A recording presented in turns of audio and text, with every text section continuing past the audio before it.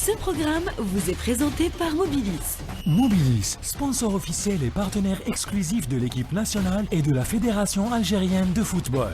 Mobilis, together we make the future. Les frontières s'effacent, les émotions voyagent. Du Canada au Mexique, en passant par les États-Unis, bienvenue dans la spéciale Coupe du Monde 2026. À l'heure mondiale, le football passe à l'heure américaine. Canada, États-Unis, Mexique, bienvenue dans la spéciale Coupe du Monde 2026.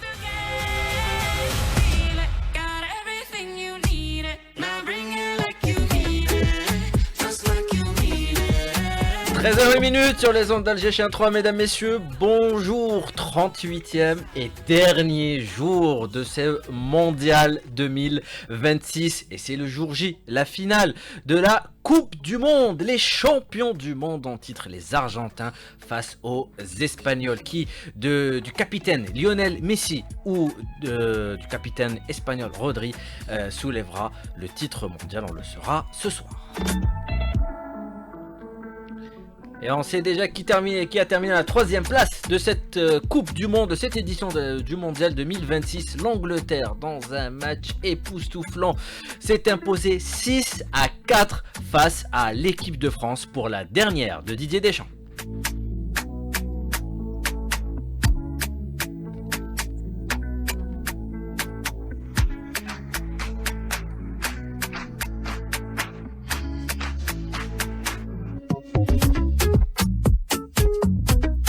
Et à 13h02 sur les ondes d'Alger Chien 3 pour cette spéciale Coupe du Monde de la mi-journée, l'avant-dernière de ce mondial. Avec nous, Jafar Medouz. Bonjour Jafar. Bonjour Rostom. 38e et dernier jour. Ça passe vite, hein. Très vite, 38 jours de pur bonheur. Ouais, mais j'aimerais que ça continue encore plus.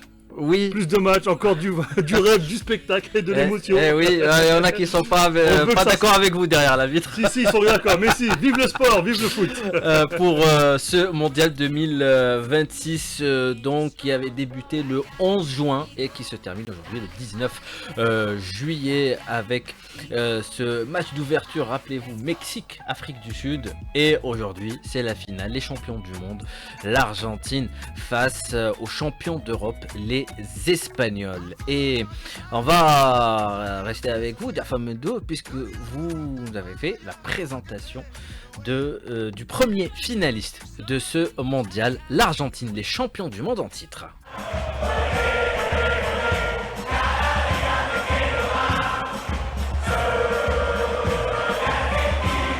Le football est un sport simple. 22 joueurs qui courent derrière un ballon et à la fin, ce sont les Allemands qui... Ah non, ça c'est terminé. Maintenant, ce sont les Argentins qui gagnent. La passion du football déborde en Argentine et on peut comprendre cette ferveur à travers les matchs de l'Albi Céleste, ces rencontres à élimination directe qui ont vu Messi et ses coéquipiers souffrir pour au final faire chavirer de bonheur tout un public, tout un peuple et tout un pays. Après une maîtrise totale au premier tour, 3 victoires, 8 buts d'inscrits et 1 de concédés, le champion du monde en titre a souffert pour venir à bout du Cap-Vert en 16e, poussé jusqu'aux prolongations pour s'imposer 3-2. Que dire du 8e de finale face à l'Égypte, mené 2-0, il s'impose dans les 12 dernières minutes de jeu, 3-2. En quart de finale, même scénario, c'est de manière acculée que l'Argentine se qualifie aux dépens de la Suisse lors des prolongations 3-1 pour nous offrir une deuxième mi-temps digne de la légende des matchs entre l'Angleterre et les Argentins pendant les demi-finales. La force de cette équipe, en plus de ses individualités et sa star Léo Messi, c'est son refus d'abandonner, son refus de perdre, l'interdiction d'accepter la défaite sur le terrain malgré son jeu rugueux, agressif par moments, la qualité technique et tactique à travers sa maîtrise collective font de cette équipe une machine de guerre incontrôlable quand elle est enclenchée. Avec 19 buts d'inscrits, l'Argentine est la meilleure attaque du tournoi et la moins bonne défense parmi les 4 demi-finalistes avec 7 buts d'encaissés, mais la capacité des Argentins à revenir et s'imposer malgré l'adversité font la différence. Le Messi a inscrit 8 buts et fait 4 passes décisives, c'est le joueur ayant le plus grand nombre nombre de matchs en Coupe du Monde, 26, et lors de la finale, le compteur s'arrêtera à 27 rencontres, avec l'occasion d'accentuer son record qui est de 21 buts en Coupe du Monde avec 6 éditions de disputées. Il s'agit du meilleur buteur de l'histoire du mondial. Il entre aussi dans le cercle très fermé des joueurs qui ont disputé 3 finales de Coupe du Monde comme le roi Pelé. À 39 ans, Messi a adapté son style de jeu pour rester ultra décisif. Pas besoin de courir tout au long du terrain, le travail se fait dans les 30 derniers mètres. Il compense ses déplacements de manière à se faire oublier par les joueurs adverses et la différence se fait à travers ses dribbles, ses passes et ses centres millimétrés. Les Anglais l'ont appris à leur dépens. L'équipe de l'Albi Céleste est construite pour et autour du prodige argentin. Il transcende le groupe par son charisme et son expérience. La performance exceptionnelle de la Pulga s'explique par une préparation physique très intensive, une gestion optimisée de ses efforts et le rôle de leader absolu qu'il incarne au sein de l'effectif argentin. Pas besoin de courir, pas besoin d'être partout. Le génie et la richesse individuelle et collective argentine font le reste. Le numéro 10 argentin affiche une moyenne de 8,2 km parcourus par match lors de ce mondial. Il passe près de 47 à 64% de son temps à marcher sur le terrain et ne réalise en moyenne que 2,7 sprints par rencontre. Sans oublier l'entraîneur Lionel Scaloni, champion du monde en 2022, il peut devenir le deuxième entraîneur à remporter 2 fois de suite la Coupe du Monde, comme l'avait fait avant lui en 34 et 38 le sélectionneur italien Vittorio Pozzo. En conférence de presse d'après-match, il est également revenu sur son amitié avec Luis de la Fuente. Bueno, Luis, además de haber sido mi profe en el curso de entrenador, yo tenía una... De la Fuente, le sélectionneur espagnol, a été mon professeur lors d'un stage d'entraînement. Nous avons de bonnes relations. J'ai eu une longue conversation avec lui au Qatar lors du Mondial 2022. Il a brillamment mené son équipe jusqu'en finale. Tout le monde sait que je vis en Espagne et que j'ai une famille espagnole. Mais dimanche, je veux bien sûr le battre. Je veux gagner la Coupe du Monde pour une nouvelle fois et offrir à l'Argentine une nouvelle étoile. J'espère que les Espagnols se réjouiront de la qualification de l'Argentine pour la finale. Léo Messi a joué là-bas pendant de nombreuses années. Il a apporté beaucoup pour le football espagnol. Je ne sais pas ce qu'il devrait faire de plus pour convaincre tout le monde qu'il est le meilleur de l'histoire. Cela ne fait plus aucun doute aujourd'hui, je crois. La plupart des Espagnols l'aiment beaucoup. No todos los españoles, pero gran parte de España lo quieren y así que nada, saludo grande. Argentine-Espagne, aussi surprenant que cela puisse paraître, c'est la première confrontation en phase finale de Coupe du Monde. Les Sud-Américains joueront leur 7e finale de Coupe du Monde. Les Sud-Américains joueront leur 7e finale, 3 défaites et 3 victoires en 78, 86 et 2022. Rendez-vous ce dimanche 19 juillet à 20h pour cette finale qui s'annonce légendaire. On reste avec vous, Jafar Meddour, pour parler cette fois-ci de l'Espagne concernant cette affiche prestigieuse entre les champions du monde et les champions d'Europe, entre l'expérience de Lionel Messi, donc pour les champions du monde, où on a Lamine Yamal, la jeunesse éclatante de Lamine Yamal pour l'Espagne, les champions d'Europe en titre.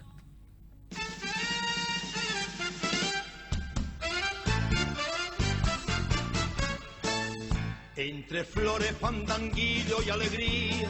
Le retour au sommet de la Roja après sa victoire à l'Euro 2024 et sa place de finaliste au Mondial 2026, 16 ans après la génération dorée de 2010, s'explique par une mutation tactique profonde, l'avènement d'une jeunesse décomplexée et la méthode managériale de Luis de la Fuente. Pendant de nombreuses années, l'Espagne est restée comme prisonnière d'une possession excessive et horizontale, souvent jugée ennuyeuse, mais sous Luis de la Fuente, la Roja a modernisé son football, fini le fameux tiki-taka. L'équipe joue en sautant des lignes et attaque rapidement en transition. Le jeu ne passe plus uniquement par le centre, place à présent aux détonateurs sur les ailes qui étirent les blocs adverses tout en gardant la supériorité technique au milieu de terrain pour l'utiliser, non pas pour endormir l'adversaire, mais pour mieux le piquer. Fini le jeu stéréotypé, connu de tous, mais place à la folie, voire même l'imprévisibilité. Nico Williams sur son côté gauche peut même paraître comme l'anti-joueur espagnol par excellence, avec ses débordements, sa fougue, sa capacité à éliminer en un contre un, apporte une menace constante dans la profondeur de jeu. Que dire du jeune Lamine Yamal, 19 ans, qui revient de blessure, mais qui a su apporter sa créativité et sa capacité à déstabiliser n'importe quelle défense. Les Dani Olmo à la baguette et un taulier en la personne de Rodri, qui a réalisé 700 passes dans le tournoi, 655 réussis pour 187 tentés, 173 réussis dans le dernier tiers du secteur offensif, ce qui est un record absolue. Sans oublier Oyarzabal, le meilleur buteur de l'équipe avec 5 buts, La Roja peut aussi compter sur son joker de luxe, Mikel Merino, qui est devenu le seul joueur de l'histoire de la Coupe du Monde à avoir inscrit 2 buts en match à élimination directe en rentrant en cours de jeu face au Portugal en 8e et contre la Belgique en quart de finale. Le renouveau de La Roja s'explique aussi avec la présence de plusieurs joueurs qui ont joué avec les jeunes catégories sous la supervision de l'entraîneur actuel Luis de la Fuente et l'incorporation de 10 nouveaux éléments par rapport à l'Euro 2024. Il considère que son équipe est la meilleure du monde. Pero que enfrente tenían al mejor equipo del mundo. El mensaje era que nos enfrentábamos. Nous sommes la meilleure équipe du monde. Le message était qu'on affronte en demi-finale l'une des meilleures équipes au monde, la France, mais en face il y avait nous, la meilleure équipe. Nous sommes avant tout un collectif, et un collectif comme celui-ci est quasi impossible à arrêter. C'est le sentiment qui nous anime. J'ai vraiment hâte d'affronter l'Argentine en raison de l'amitié que j'ai avec Lionel Scaloni. Va a ser un partido muy disputado de dos grandes selecciones también, pero les esperamos a ambas que... Au passage, le sélectionneur espagnol a remporté l'Euro des moins de 15 ans, des moins de 19 ans. Il était finaliste lors des Jeux Olympiques de Tokyo en 2011 et l'Euro avec cette formation espagnole avec qui il va tenter d'être sur le toit du monde ce dimanche 19 juillet. Todo el mundo sabe que es verdad y lloran cuando tienen que marchar. Por eso se oye este refrán. Voilà donc la présentation des 2 finalistes Argentine-Espagne. L'Argentine championne du monde en titre qui tentera de défendre et de garder son titre face aux champions d'Europe, les Espagnols, emmenés par la jeunesse éclatante de Lamine Yamal. Alors historiquement, toute compétition confondue, les 2 nations se sont affrontées seulement 14 fois. 6 victoires pour l'Argentine, 6 victoires pour les Espagnols et 2 matchs nuls. Ça reste équilibré entre les deux équipes et sur les 4 derniers matchs, c'était des matchs amicaux. 2006, l'Espagne s'impose 2-1 face à l'Argentine. 2009, l'Espagne s'impose sur le même score à Madrid 2-1 face à l'Argentine. L'Argentine en 2010 s'impose 4-1 face à l'Espagne, c'était à Buenos Aires. Et puis en 2018, l'Espagne s'est baladée face à l'Argentine à Madrid 6-1. L'Espagne qui avait infligé un spectaculaire 6-1 face à une Argentine privée de Lionel Messi. Jafar Medo, donc une affiche alléchante pour cette finale. Bah oui, surtout que ce sont des équipes qui ont à peu près le même profil. Déjà, ces 2 pays sont très très liés déjà historiquement, bien évidemment, mais également sur le plan du football. Le football argentin doit énormément à l'Espagne et d'ailleurs il y a un joueur il y en a même 2, mais le premier joueur qui symbolise parfaitement ce lien entre les 2 pays, c'est Di Stefano. Dans les années 60, un ancien international argentin qui plus tard avait eu la nationalité espagnole. Il était devenu même international espagnol et ça a été un très très grand joueur du Real Madrid avec qui il a remporté plusieurs Coupes d'Europe des clubs champions. Le deuxième qui le caractérise à merveille, c'est l'actuel star de l'Argentine, Lionel Messi, qui est arrivé dès l'âge de 13 ans au centre de formation de Barcelone. La Masia. De Messi à la Masia. Voilà, de Messi à la Masia. Et donc, on va écouter sur ce match Lionel Scaloni, l'entraîneur argentin.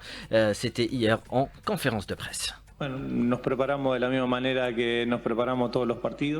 nous préparons de la même manière comme tous les autres matchs, avec beaucoup d'envie de bien faire, la volonté d'analyser l'adversaire, de voir ce que nous pouvons faire pendant le match. Au-delà du fait que ce soit une finale, cela reste un match de football. Nous devons donner notre meilleure version pour pouvoir gagner. Nous ne mettons pas en tête que c'est une finale de Coupe du Monde, sinon on peut se disperser. Je pense que l'équipe a montré des choses positives, surtout lors des derniers matchs. La seconde période contre l'Angleterre a été très bonne. Je pense que nous sommes plutôt bien, même s'il y a toujours des aspects à améliorer. Nous allons essayer de gagner la finale. Lo preparamos al máximo, como todos los partidos, y después ya veremos qué pasa.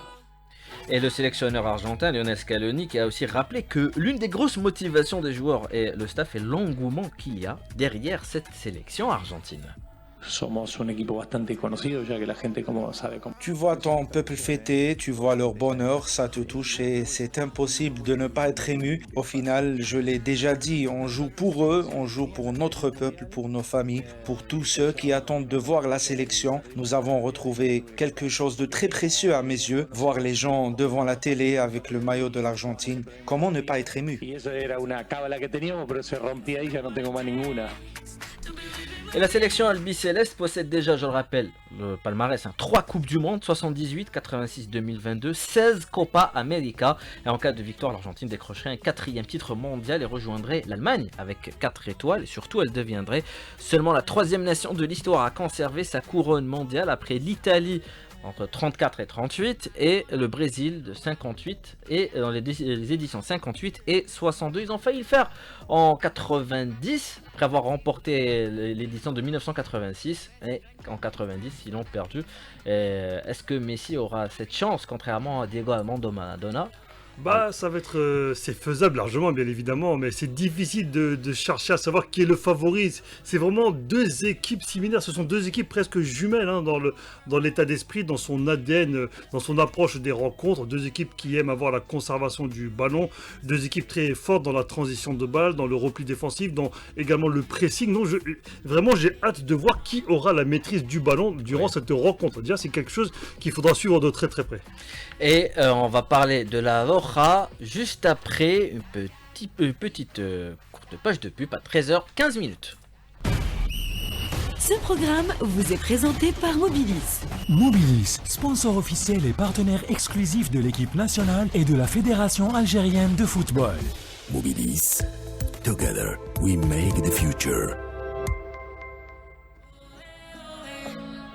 Et à 13h15, vous êtes avec la spéciale Coupe du Monde de la mi-journée, l'avant-dernière de ce mondial pour cette dernière journée de Coupe du Monde. 38 jours de Coupe du Monde. On parlait de l'Argentine, à présent on va parler de la Roja qui rêve d'une 2e étoile après son unique sacre mondial. C'était en Afrique du Sud en 2010. Rappelez-vous ce but d'Iniesta à la 116e minute. 4 fois champion d'Europe, unique des nations. Une victoire confirmerait définitivement la domination actuelle du football espagnol. Et on va écouter justement l'entraîneur espagnol Luis de la Fuente, le sélectionneur qui est conscient de la difficulté de cette dernière marche face à la meilleure sélection du moment.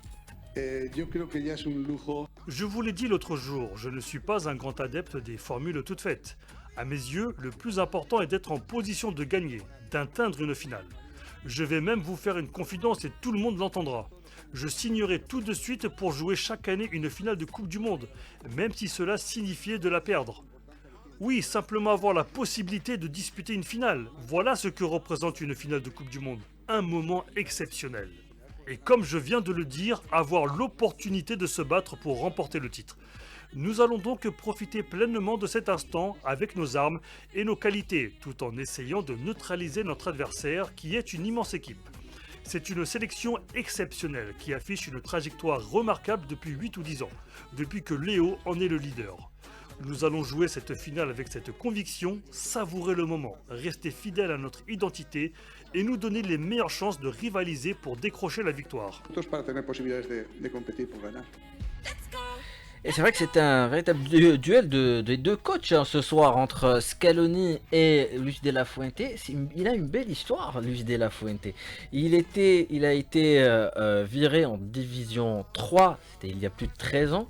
Il était assis tranquillement chez lui, il lisait le journal et il a vu une petite annonce dans le journal, la Fédération espagnole de football qui recrutait, qui cherchait des entraîneurs pour les équipes jeunes. Et puis là, il a déroulé. Et en plus, la magnifique histoire, il y a 9 ans, il était l'instructeur, il avait dit tout à l'heure Scaloni, il était l'instructeur de Scaloni à l'époque où Scaloni entamait sa carrière d'entraîneur. Donc il y aura aussi ce match dans le match, celui des deux entraîneurs, Lionel Scaloni qui poursuit son incroyable aventure commencée en 2018, champion du monde, double vainqueur de la Copa América, il est devenu l'un des sélectionneurs les plus respectés au monde. En face, Luis de la Fuente, le technicien espagnol qui a tout gagné avec les sélections de jeunes avant de conduire la Roja au titre européen et de la Ligue des Nations.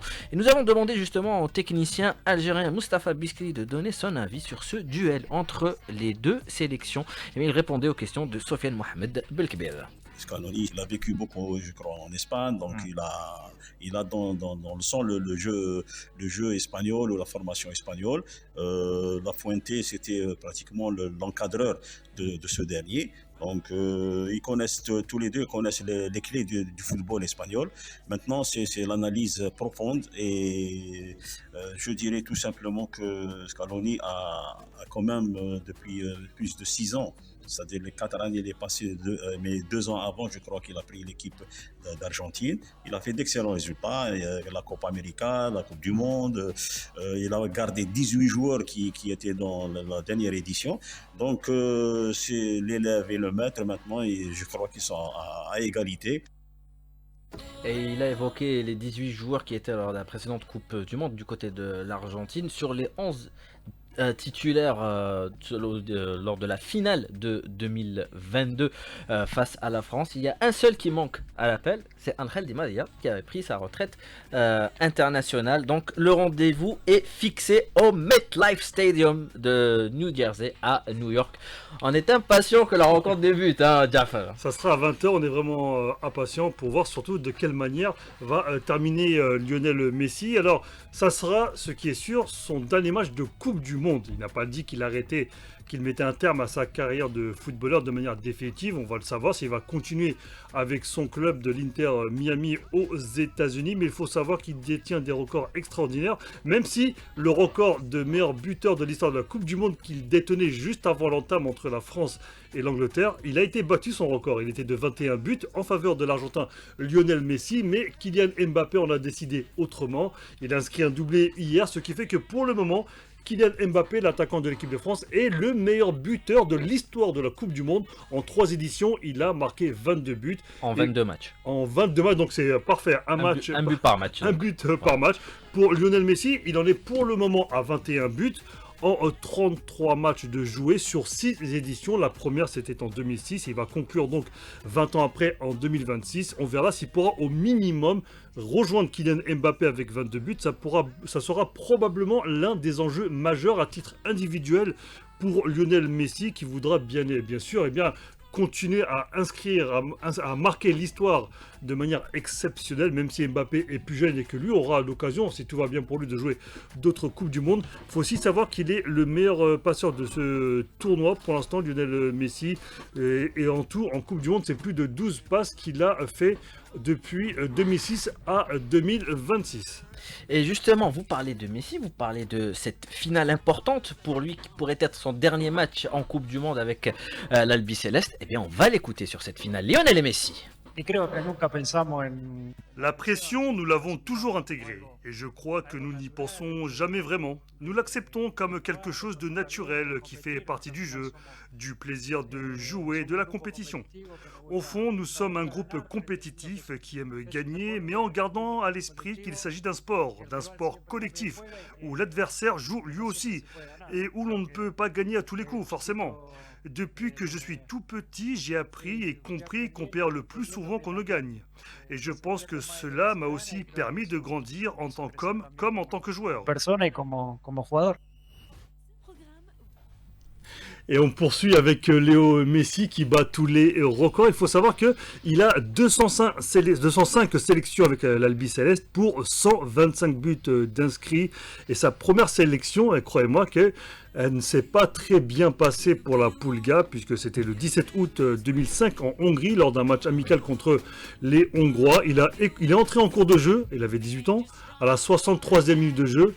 Il n'a fait que 44 secondes sur le terrain, carton rouge. Il a été expulsé, carton rouge direct. Et oui, c'était là les débuts de Messi avec l'équipe de l'Argentine, donc très mauvais départ, mais la suite, vous la connaissez. Il a également perdu ses 3 premières finales de Copa América avec l'Albi Céleste, les 3 premières, dont la plus importante en 2016. Pourquoi elle est importante? Puisqu'à l'issue de cette défaite, il avait annoncé qu'il allait mettre un terme à sa carrière avec l'équipe d'Argentine. Mais heureusement que pour lui, et pour les Argentins surtout, qu'il est revenu à de meilleurs sentiments. Et c'était où?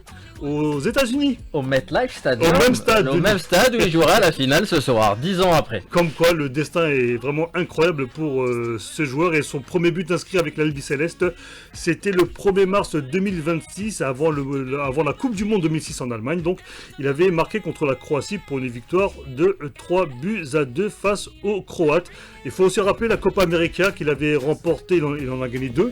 2021 et 2024. Et en 2021, c'était au Maracana contre l'équipe du Brésil. Donc là, forcément, c'était un grand moment pour l'Argentine. Aller gagner la Copa América en terre brésilienne, qui plus est au mythique stade Maracana. Les Argentins s'étaient imposés sur le score de 1-0. Rapidement pour les chiffres avec le FC Barcelone, c'est aussi incroyable, hein. Il est arrivé là-bas à l'âge de 16 ans, c'était en l'an 2000. Il a connu pas loin de 800 matchs avec l'équipe barcelonaise pour 8 ballons d'or de gagner également. 8 ballons d'or, 4 Ligues des Champions, 10 fois champion d'Espagne. C'est tout simplement phénoménal les chiffres de Lionel Messi avec le FC Barcelone. 34 trophées au total de gagner avec ce club. Et vous faites bien de parler du FC Barcelone, puisque ce soir, la finale de la Coupe du Monde oppose l'Argentine à l'Espagne. Et un choc entre deux géants du football, mais aussi un duel qui concentre tous les regards sur Lionel Messi face à Lamine Yamal. Un passage de témoin. D'un côté la légende, de l'autre la nouvelle pépite du football mondial. Et on va écouter justement Lionel Messi sur Lamine Yamal. Pour moi, c'est un immense joueur. Je l'ai énormément suivi parce qu'il évolue dans un club que j'aime profondément, auquel je souhaite toujours le meilleur. C'est aujourd'hui l'une des grandes références du football mondial. À seulement 19 ans, il a toute sa carrière devant lui et une formidable occasion de réaliser quelque chose d'historique. Mais nous donnerons le maximum pour faire en sorte que cela n'arrive pas cette fois-ci. Je lui souhaite le meilleur. Franchement, la photo qu'il a publiée est incroyable. C'est fou comme la vie est faite. Cette photo a été prise alors qu'il n'était encore qu'un bébé. Je lui souhaite énormément de réussite parce que son succès sera aussi celui du Barça.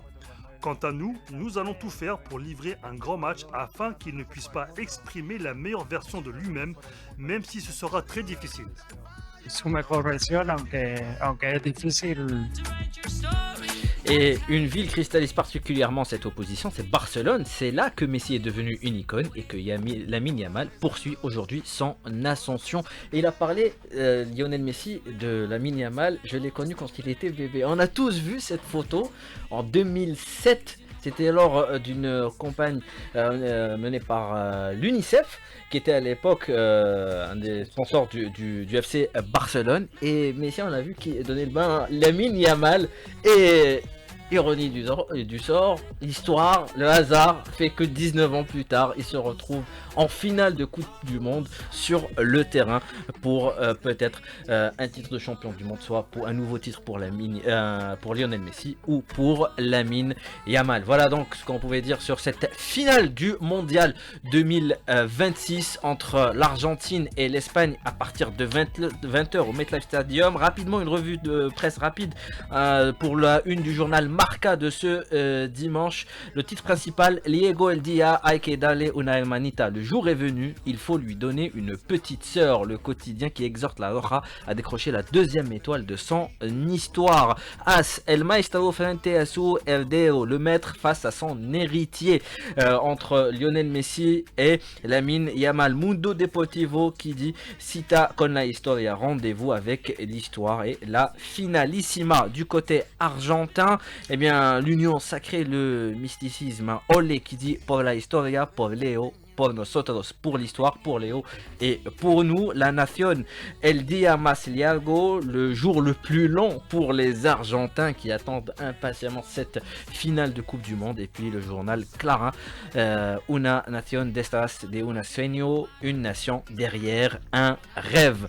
Donc le rêve, c'est également pour le monde entier, cette finale à 20h au MetLife Stadium. Et une anecdote qui concerne la finale, des bagues de champion. C'est une première dans l'histoire de la finale de la Coupe du Monde. La presse internationale qui met également en avant une grande première. La FIFA qui a annoncé que les vainqueurs recevront en plus du trophée des anillos de campeonato, c'est des bagues de champion calquées sur le modèle des ligues américaines comme en basketball, en NBA ou la NFL. Donc un symbole ultime à afficher pour le reste de leur vie. Et il y a eu une grande contestation par rapport à la mi-temps de cette finale de la Coupe du Monde. Chaud, pas chaud, est-ce que la mi-temps durera 15 minutes, beaucoup plus? Eh bien le spectacle musical mis en scène par le leader du groupe Coldplay, Chris Martin, qui verra défiler sur scène Shakira, Justin Bieber, Burna Boy, Madonna et le groupe K-pop BTS, ainsi que il y aura également l'acteur de Mission Impossible, Tom Cruise, voilà, merci, eh bien, durera très exactement 11 minutes 30. Ce concert devrait débuter exactement 7 minutes après la fin de la première période et le temps d'évacuer la pelouse et de faire rentrer les joueurs. Voilà donc ce qu'on sait sur cette pause, cette mi-temps calquée du show, de la pause de la Super Bowl, hein, du football américain. Donc un moment tant attendu. Argentine-Espagne, 20h. Petit pronostic, vous pensez quoi, Diafra Medou? Allez, on va prendre... Ça ira en prolongation, je pense, dans un premier temps. Je pense que ça se finira en match nul, je pense. Eh bien, on verra peut-être, je rappelle, 90, 120 ou peut-être même la séance des tirs au but comme celle lors de la précédente édition. Argentine-Espagne, 20h, finale du Mondial 2026. Tiene 19 años. Now you got to believe, I believe. And all the roads they have to walk are winding, and all the lights that lead us there are blinding. And there are many things that I would like to say to you, but don't know how. Such brave me. You gotta be the one that saves me. And after all, you're my wonderwall. Because baby. C'était quelqu'un de Quelqu'un qui est intervenu dans la vidéo, c'est comme ça. Voilà, c'est la passion qui vous anime. Bien sûr, mais pour cette chanson et pour le football anglais, pour la première fois de l'histoire du football anglais, eh bien, les Three Lions décrochent la 3e place. Ils avaient remporté la Coupe du Monde en 1966 à domicile, 4e en 90 et 4e en 2018. Et là, ils remportent la 3e place face à l'équipe de France. Quel match, 6-4, et qui disait que c'était pas un match important. Oui, non, mais de la 3e place. Je ne comprends plus rien. C'est vraiment un contraste énorme avec tout ce qu'il se disait de la part des joueurs, de la part des entraîneurs, de la part des observateurs également. Et dire qu'il ne voulait pas jouer cette rencontre. Hein. C'est ce qu'avait dit Thomas Tuchel après sa défaite contre l'Argentine. Mais là, il était à chaud avec cette défaite vraiment limite cruelle contre les Argentins. C'est ce qu'il avait dit. Mais hier, en tous les cas, son 11 de départ était complètement différent par rapport à ce qu'il avait aligné durant toute la compétition. Ne me demandez pas comment s'est passé le match, je n'ai absolument rien compris. Mais rien compris, c'était... un match à rebondissement, presque remontada de l'équipe de France, mené 4-0 à la mi-temps, 4-3, 5-4, puis 6-4. Mais on a vu des actions par moments, ça ressemblait à du hockey sur glace ou des contre-attaques de handball ou au basketball. On voyait des 2 contre 1, des 3 contre 1 comme ça, des lignes vraiment coupées, c'était à n'y rien comprendre, mais en tous les cas, c'était un sport là, c'était du football à la sauce américaine, dans tout ce qu'ils aiment en termes de spectacle, de rebondissement. Si tous les matchs étaient comme ça, ce qu'ils appellent le soccer chez eux, vraiment, aurait beaucoup plus de médiatisation, j'en suis sûr et certain. En tous les cas, c'était une rencontre plaisante à voir. Oui. Ce score est fou, c'est des scores des années 50, des années 60, ça n'existe plus des 6-4 en Coupe du Monde, c'est terminé. Ça, c'était en 54 avec la Hongrie qui battait ses adversaires comme l'Allemagne 8-3, la Turquie 7-1, etc. Tout ça, ça n'existe plus aujourd'hui. En tous les cas, un beau match. Et donc, Marca qui avait titré « Qui a dit que ce match ne servait à rien ?» Bild, le quotidien allemand, Tuchel humilie Mbappé. As, le quotidien sportif espagnol, prouesse amère de Mbappé. Et le Daily Mail en Angleterre, un thriller. Bon, pour ce match où il y a eu un triplé de Bukayo Saka et un superbe but de Bellingham. Un doublé de Mbappé qui lui permet de prendre, je vais dire provisoirement en attendant la finale de ce soir, la tête du classement des meilleurs buteurs de cette édition avec 10 buts et provisoirement le meilleur buteur de l'histoire de la Coupe du Monde avec 22 buts. On va écouter Thomas Tuchel, le sélectionneur allemand des Three Lions, pour cette 3e place. C'est la première médaille en 60 ans, la meilleure performance en Coupe du Monde à l'étranger, donc j'espère que les joueurs pourront en être fiers d'ici quelques temps. Nous sommes farouchement compétiteurs, alors c'est comme si nous ne nous autorisions presque pas à être fiers d'une 3e place, car il y a 18 mois, nous nous sommes fixés l'objectif d'aller en finale. Nous avons défini le plus grand rêve. Nous étions mais vraiment très ambitieux avec notre rêve d'atteindre la finale et de gagner la Coupe du Monde. C'est donc très douloureux quand quand on passe à côté. La douleur va rester un moment, comme je l'ai dit hier, la cicatrice va s'estomper avec le temps, c'est comme ça. C'est le sport de haut niveau, que voulez-vous. On ne pourra jamais assez saluer cette performance, cette mentalité d'aujourd'hui, et encore une fois, nous avons trouvé le moyen de nous imposer, et c'est normal de souffrir et de montrer cette mentalité, car nous sommes habitués à l'adversité. Il y a énormément de raisons d'être fiers, et pourtant une partie de nous ne sera pas totalement heureuse parce que nous avions la plus haute ambition, et c'est fondamentalement la situation actuelle. Et une performance en face historique pour les deux équipes et pour l'équipe de France. Mais au-delà des chiffres, ce match sonnait le glas d'une époque dorée. C'était la dernière danse de Didier Deschamps sur le banc de l'équipe de France. Après 14 ans de règne, 2 finales de Coupe du Monde, un titre mondial, une Ligue des Nations, le sélectionneur français quitte la barre technique des Bleus sur ce baroud d'honneur spectaculaire mais cruel. On va écouter les adieux de Didier Deschamps après cette rencontre. C'était une journée très particulière, même si avec mon staff j'étais focalisé sur la préparation parce qu'il y a une 3e place et c'était mieux de terminer 3e. Malheureusement on n'a pas réussi. Après une première mi-temps catastrophique, même si on a eu quelques occasions. Oui, je me suis un peu énervé comme ça m'arrive. Question de fierté, d'orgueil, de caractère. On a failli renverser une montagne qui était insubmersible puisqu'à 4-3 on a encore 2 occasions de pouvoir faire 4-4 même si ça c'est mal fini. La déception est forte sur cette demi-finale mais...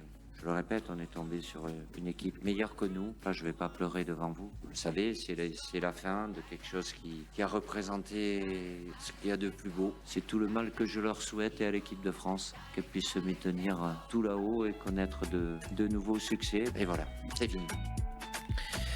Et c'est fini donc pour Didier Deschamps après 187 matchs à la tête de la barre technique de l'équipe de France. L'Angleterre donc qui monte sur la 3e marche du monde et valide sa reconstruction pendant que la France salue son guide historique et se tourne vers l'avenir. On parle d'un avenir avec une autre légende du football français, Zinedine Zidane. On en saura un peu plus lors des prochaines semaines à 13h36. C'est la fin de cette spéciale Coupe du Monde de la mi-journée. N'oubliez pas, 20h, la finale de ce mondial 2026, Argentine-Espagne. Et exceptionnellement, en raison de la finale qui débutera à 20h, la spéciale Coupe du Monde de 20h a été avancée à 19h15, juste après le journal de 19h. Et vous aurez la présentation d'Arfan Medov, ainsi que toute l'équipe de la rédaction sportive. La dernière spéciale Coupe du Monde de la mi-journée, demain avec Ali Hamouche.